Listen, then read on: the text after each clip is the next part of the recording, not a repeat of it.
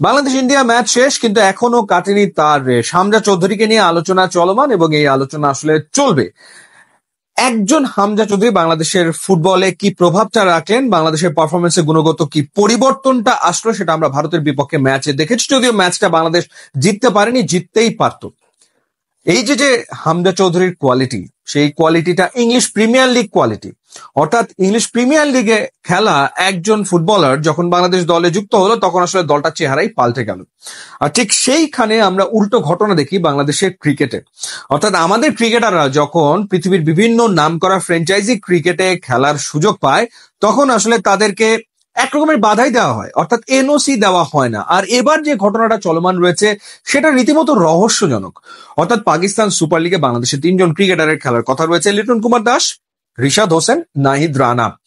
আমরা প্রথমে যে ব্যাপারটা শুনলাম সেটা হচ্ছে যে কেউই আসলে বিসিবির কাছে এনওসির জন্য আবেদনই করেনি।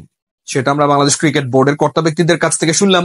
আলোচনা ছিল তাসকিন মুস্তাফিজকে নিয়ে, যে আইপিএল এর দুটো ফ্র্যাঞ্চাইজি তাদের ব্যাপারে আগ্রহী, অর্থাৎ লখনৌ সুপার জায়ান্টস তাসকিনের সাথে যোগাযোগ করছে, কলকাতা নাইট রাইডার্স মুস্তাফিজের সাথে যোগাযোগ করছে। এই ঘটনাটা তো আমরা শুনেছি এবং আমরা জানতাম। সেই ঘটনাটাও আসলে বিসিবির পক্ষ থেকে একরকমের অস্বীকার করা হয়।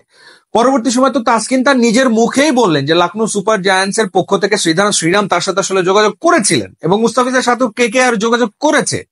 তো তারপরেও বিসিবির পক্ষ থেকে বলা হলো যে কেউ আসলে এনওসির জন্য আবেদন করেইনি, ক্রিকেটাররাও আসলে আবেদন করেনি। সেটাই আসলে আমরা জানতাম। কেন, কি কারণে তারা আসলে এনওসির জন্য আবেদন করেনি, সেটাও এক বিরাট রহস্যের ব্যাপার।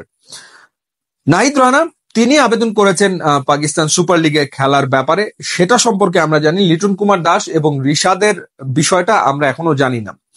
ঘটনায় যেটা যতটুকু শুনলাম সেটা হচ্ছে যে যেহেতু জিম্বাবুয়ের বিপক্ষে বাংলাদেশের টেস্ট সিরিজ রয়েছে এবং সেই টেস্ট দলের অংশ লিটন কুমার দাস এবং নাহিদ রানা, সেই কারণে তাদের আসলে আংশিক এনওসি দেওয়ার চিন্তা ভাবনা করছে বাংলাদেশ ক্রিকেট বোর্ড। অর্থাৎ ফুল সিজনের জন্য এনওসি পাবেন না এই দুই ক্রিকেটার। এবং তাদের যে সংশ্লিষ্ট টিম পাকিস্তান সুপার লিগে, তারা অলরেডি বিকল্প ক্রিকেটার দেখা শুরু করে দিয়েছে। বাস্তবতা এটাই। তো শেষমেশ কি সিদ্ধান্ত হয় সেটা আসলে দেখা যাক। কিন্তু ঘটনা যেটা হলো সেটা হলো, আমরা আমাদের ক্রিকেটারদেরকে যদি কম্পিটিটিভ কম্পিটিশন গুলোতে খেলার ক্ষেত্রে বাধা তৈরি করি, সেক্ষেত্রে আমাদের স্ট্যান্ডার্ড বাড়বে কেমন করে? জিম্বাবুয়েকে নিয়ে এত ভয় পাওয়ার কি আছে? জিম্বাবুয়ের বিপক্ষে কেন আমরা ইয়াংস্টার্সদেরকে প্রমোট করতে পারছি না? আজ থেকে 2 বছর না, আজ থেকে বছর 5 আগে থেকে বাংলাদেশের ইয়াং ক্রিকেটারদের প্রমোট করা উচিত ছিল জিম্বাবুয়ের এগেনস্টে, আয়ারল্যান্ডের এগেনস্টে, স্কটল্যান্ডের বিপক্ষে, নেদারল্যান্ডসের বিপক্ষে। এই ধরনের দলগুলোর বিপক্ষে যখন আমরা খেলেছি তখন থেকেই আসলে আমাদের ইয়াংস্টার ক্রিকেটারদেরকে প্রমোট করা উচিত ছিল, যে কাজটা আমরা করিনি। কারণ আমরা ভয় পাই যদি হেরে যাই তখন অনেক কথা শুনতে হবে বোর্ডকে, বোর্ড কর্তাদেরকে। সুতরাং কোন রকমের কোনো রিস্ক আসলে নেওয়া যাবে না। এই মানসিকতা থেকে বেরিয়ে আসাটা খুবই জরুরি।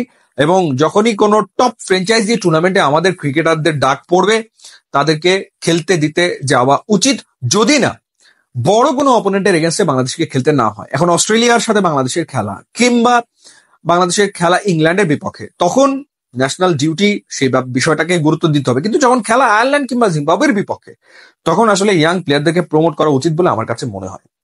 ইউটিউব, ইনস্টাগ্রাম লিঙ্ক আছে, আপনারা যোগ দিলে খুবই খুশি হবেন। Thanks for watching.